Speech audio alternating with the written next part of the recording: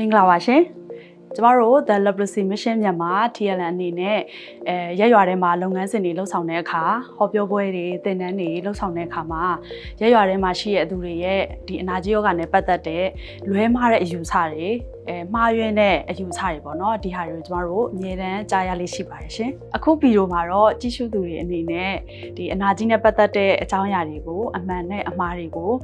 ကျမတို့ဝန်ထမ်းတွေရဲ့အတွေ့အကြုံတွေရဝင်ရပေးသွားမှာဖြစ်ပါတယ်ဗီဒီယိုရဲ့အစမှာတော့အနာကြီးနဲ့ပတ်သက်တဲ့အကြောင်းအရာရဲ့အယူဆအမှားတွေကိုပြပြပေးသွားမှာဖြစ်ပြီးတော့ဗီဒီယိုအဆုံးပိုင်းမှာကြာရင်တော့မှန်ကန်တဲ့အသိပညာတွေစိတ်ပညာအရသိရမယ့်အကြောင်းအရာလေးတွေကိုဝင်ရပေးသွားမှာဖြစ်ပါတယ်ဒါကြောင့်နာကြီးယောဂနဲ့ပတ်သက်ပြီးတော့အမှန်နဲ့အမှားတွေကိုသေချာလေးသိရှိဖို့အတွက်ဒီဗီဒီယိုလေးကိုအဆုံးထိကြည့်ရှုပေးဖို့ဖိတ်ခေါ်ချင်ပါတယ်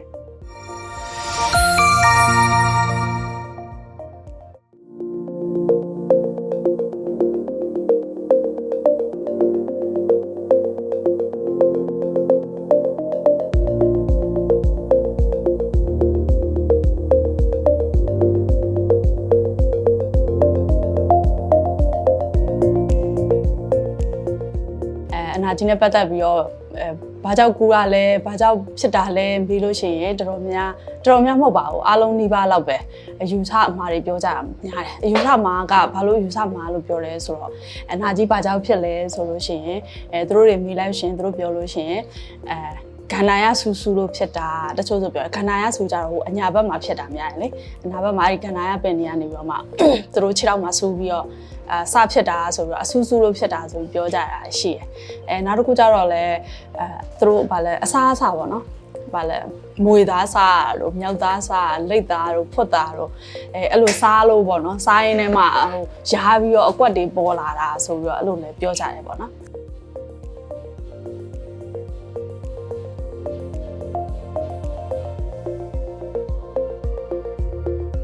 အဓိကတော့ဗောနော်ကျွန်တော်တို့ပတ်ဝန်းကျင်မှာကြားတဲ့အရာကတော့သူကမျိုးရိုးလိုက်တယ်လို့ခေါ်တာဗောနော်မျိုးရိုးလိုက်တယ်ပြီးတယောက်ကဒီမိဘကူးတယ်ဆိုရင်တာသမီတွေမှာဆက်ကူတယ်အဲ့လိုမျိုးတော့အဓိကကြားရတာဗောနော်တချို့ကြတော့လည်းမျိုးရိုးလိုက်တယ်လို့ပြောကြတာဗောနော်တချို့ကြတော့လည်းဟောပေါ့အမျိုးသားတွေဆိုလည်းအဲ့လိုမျိုးလိန်ဆက်ဆံမှုကနေတဆင့်ကူးဆက်တယ်လို့ထင်ကြတာဗောနော်ကျမပတ်ဝန်းကျင်မှာအနာကြီးယောဂဆိုတာနံပါတ်1ကတော့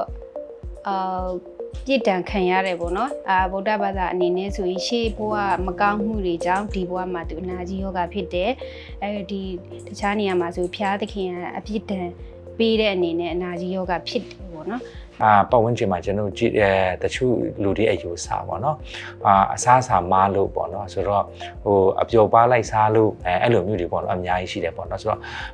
တခါလေကြာတော့ကျွန်တော်တို့ဒီအစားအစာမားလို့ဆိုလို့ရှိရင်တချို့ဟိုမတန်ဆွမ်းဒီအနာကြီးယောဂခံစားလို့တွေကျွန်တော်တို့ဟိုစကားပြောကြည့်တဲ့ခါကျတော့ဦးလေးတော်ပေါ့เนาะဒီယောဂဘယ်လိုမျိုးစဖြစ်တာလဲအဲ့လိုမျိုးမြင်လို့ရှိရင်ဆရာရေးတဲ့ဒါဟိုဗာလဲဒီရွာ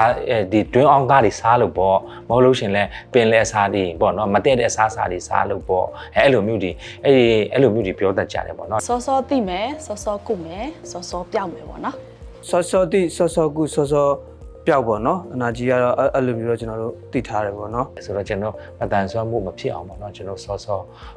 တိဖို့လိုရတယ်ပြီးရင်စောစောကျွန်တော်ကုသဖို့လိုရတယ်စောစောကုသမယ်ဆိုရှင်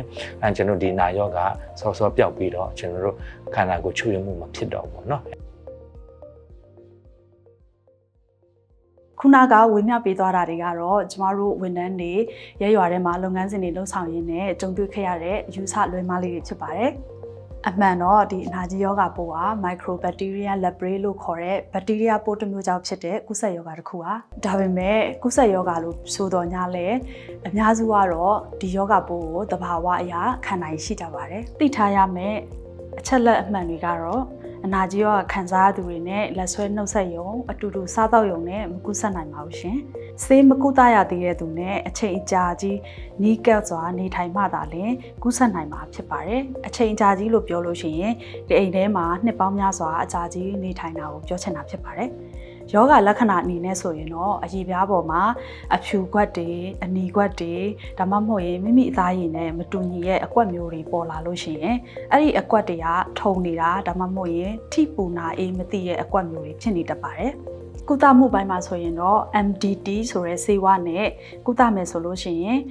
ကုသတဲ့နေရာမှာလည်းစနစ်တကျနဲ့ကုသဖို့လိုပါတယ်ဒါမှသာလည်းရာနှုန်းပြည့်ပျောက်ကင်မှာဖြစ်ပါတယ်အနာကြီးယောဂါကိုစောစီးစွာကုသမှုခံယူရင်မတန်ဆွမ်းဖြစ်ခြင်းကနေပြီးတော့100%ကာကွယ်နိုင်မှာဖြစ်ပါတယ်။ဒါကြောင့်မို့လို့အနာကြီးယောဂါပျောက်ကင်းတဲ့သူတွေကိုခွဲခြားဆက်ဆံကြမလို့ပဲနဲ့ရဲရွာထဲမှာတန်းတူပဲရောဆိုဆက်သွယ်လို့ရပါတယ်။အနာကြီးယောဂါကိုစောစောသိမယ်စောစောကုပြီးတော့မတန်ဆွမ်းမှုကနေအတူတူကာကွယ်ကြပါစို့။